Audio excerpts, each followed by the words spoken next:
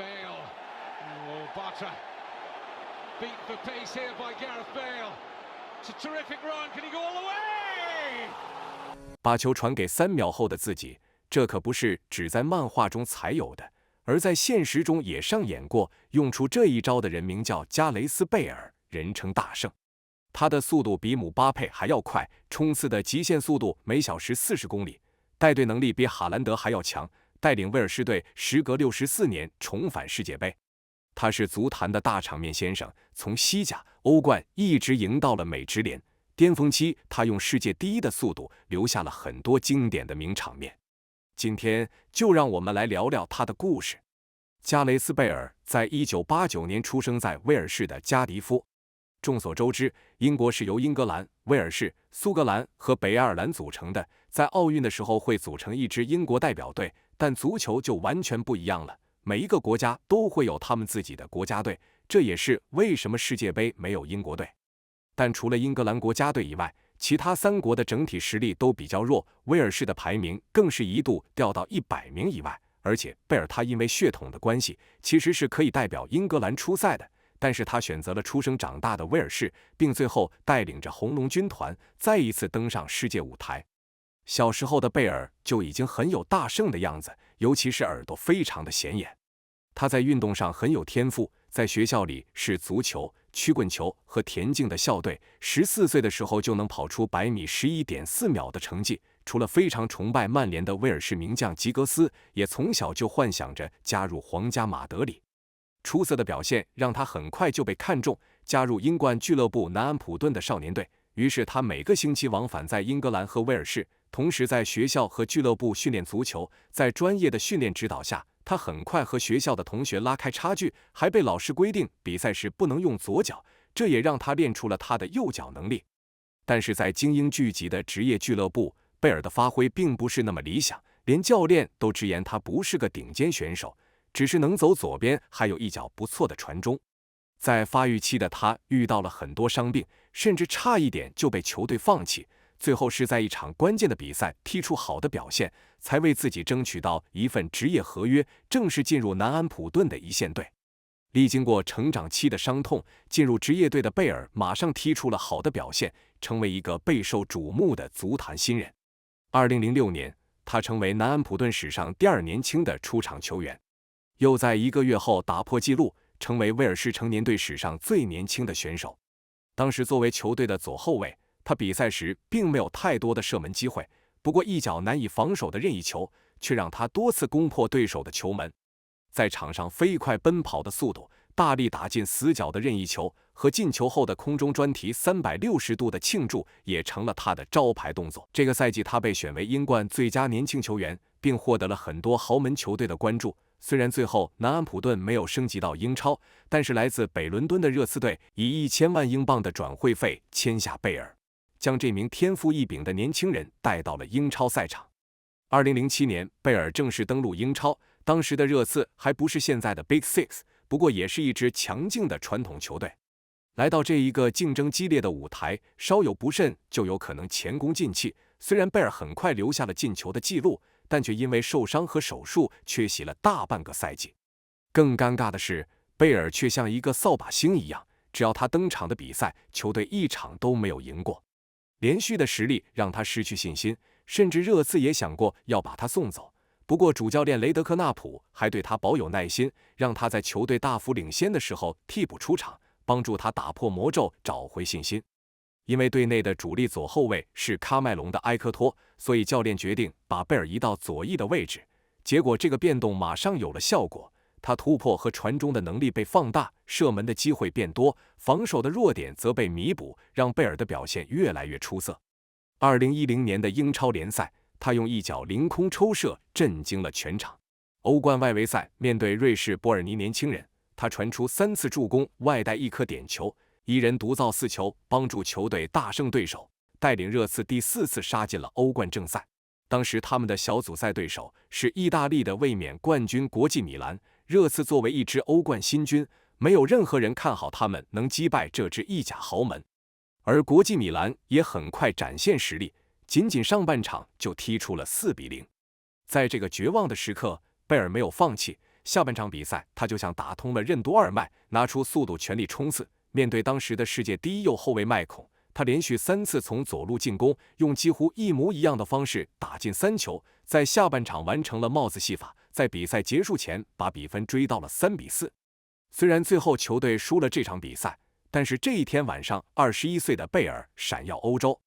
而在下回合比赛热刺主场，他又一次复制了这样的表现，把麦孔过得像清晨的大马路，带领热刺3-1击败国际米兰，以小组第一的身份晋级16强。虽然热刺最后在8强止步皇马，不过却让贝尔的名声响彻国际，准备在英超这个舞台大闹天宫。历经过欧冠的脱胎换骨，回到英超的贝尔，把热刺变成了一人球队。2013赛季，他穿上11号球衣，从边路转到前场自由人的位置，一人包办了突破、传球、射门的所有工作。赛季以26球成为队内最佳射手，同时也获选为英超的最佳球员。不过热刺连续2年没有踢进欧冠，让世界各地的观众没法见证他的表演。而这时候，西甲的皇马向他伸出了橄榄枝。就在2012年，皇马才刚用3000万欧元的转会费从热刺带走了全能中场莫德里奇，而这一次再次出手，就是瞄准了贝尔这名超级边锋。两边的谈判一直僵持不下，转会的风波闹了一整个夏季转会窗。最后在9月1号，皇马正式宣布用1亿欧元的转会费签下贝尔，把威尔士人带到了西班牙。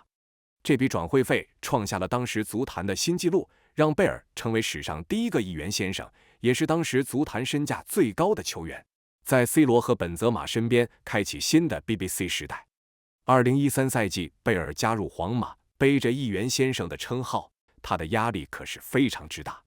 来到这一个超级豪门，西班牙的球迷可不会对外人轻易买账。为了配合在左路进攻的 C 罗，贝尔只能到右边锋的位置。但刚开始因为还不适应和受伤的关系，所以引来了球迷和媒体的大量批评。不过贝尔生来就是大场面先生，越是关键的比赛，他越能够挺身而出。2014年国王杯决赛， C 罗因为受伤缺席比赛，也让贝尔回到了左边的位置。面对梅西带领的巴塞罗那，两边在下半场打成了1-1平手。就在比赛第85分钟，贝尔上演了生涯最精彩的进球。面对西班牙后卫巴特拉，他一脚前踢让足球滑出弧线，然后弯道超车全力冲刺，竟然赶在对手之前重新拿回球权，一路突破推射破门，把球传给3秒后的自己，在关键时刻绝杀巴萨，带领皇马赢下了国王杯决赛。这一球不只展现了贝尔惊人的速度，也彻底打破质疑，成为他生涯中最经典的一球。1个月后的欧冠决赛，皇马面对同城死敌马德里竞技，竟然被逼到绝境，全场落后对手。92分钟48秒，拉莫斯用一个极限头球拯救了皇马，让比赛进入到加时阶段。这时候又轮到贝尔挺身而出，在比赛110分钟又打进一粒头球，帮助皇马反超比分，最后以4-1大胜对手，赢下了皇马久违12年的欧冠冠军，也是贝尔生涯的第一座欧冠冠军。贝尔用2场比赛彻底证明了自己，成功征服了西班牙。接下来的赛季，皇马成为了欧冠之王，贝尔、本泽马和 C 罗的 BBC 3人组也成为了足球史上最知名的3叉戟之一。本泽马是支点， C 罗是射手，而贝尔是推进的火箭。这样的形容就证明了他的速度到底有多快。除了前面提到的弯道超车，把球前踢后再冲刺射门已经成了他的常规操作，甚至在比赛时被计算出冲刺的极限速度接近每小时40公里。而他招牌的任意球也进一步强化，在空中不规则的飘动，然后精准打入死角，是贝尔的招牌必杀技。结合这2招和他精准的头球和每一次大场面的大心脏表现，他帮助皇马赢下大大小小无数的比赛。2016年欧冠决赛，他助攻拉莫斯打进全场第1个进球，又在点球大战中稳稳罚中，拿下生涯第2座欧冠。但后来因为增重影响了速度，又因为小腿的比目鱼肌受伤，缺席了很多比赛，让他逐渐失去了主教练齐达内的信任。康复后沦落到替补的位置，再加上贝尔的向来我行我素，不喜欢和媒体打交道，总是独来独往，还忽然爱上了打高尔夫球，总是出现在各大名人赛场，这样的行为让很多媒体对他感到不满，为他挂上了摆烂的标签，和队友和教练的关系再度恶化。2017年，皇马又杀进欧冠决赛，而比赛的地点就是贝尔的家乡加迪夫。虽然他很想要在乡亲父老面前大展身手，但最后却只能在垃圾时间替补出场，让他感到非常遗憾。到了2018年，皇马和利物浦会师决赛，1-1平手，贝尔替补出场。虽然这几年状态已经大不如前，但他再一次用实力证明，他还是那一个大场面先生。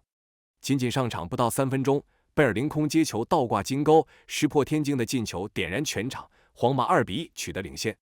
比赛第82分钟，招牌的大力远射让卡里乌斯再次成为背景板。贝尔下半场一人独进2球，以全场最佳球员的身份赢下了生涯第4座欧冠。纵使旅途漫长，困难重重，但只要能在场上飞驰的时刻，他依然是那一个神挡杀神的齐天大圣。在联赛的表现写下辉煌的成绩，贝尔在国家队的表现更加出色。威尔士上一次踢进世界杯已经是1958年，在2011年的时候，排名更是掉到117名。但贝尔的到来彻底改变了这支球队。从2006年加入国家队开始，他几乎参加了每一场比赛，后来也接任队长的位置，成为威尔士的队史最佳射手。2016年欧洲杯，贝尔在10场资格赛打进7球，带领威尔士有史以来第一次进入欧洲杯，一直到半决赛才输给了 C 罗带领的葡萄牙，刷新了威尔士队史欧洲杯最佳成绩。但过度投入到国家队的表现却又引来了更多的批评声。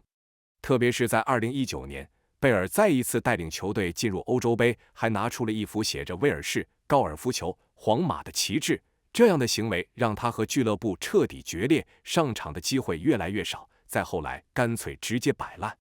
2020年，他被租借回到热刺，在这个熟悉的舞台，他仿佛回到从前，交出了不少精彩的表现。但是下个赛季回到皇马，他又变回了球队里的边缘人。虽然跟随球队拿下生涯第5座欧冠，但现在他已经不再属于这个地方。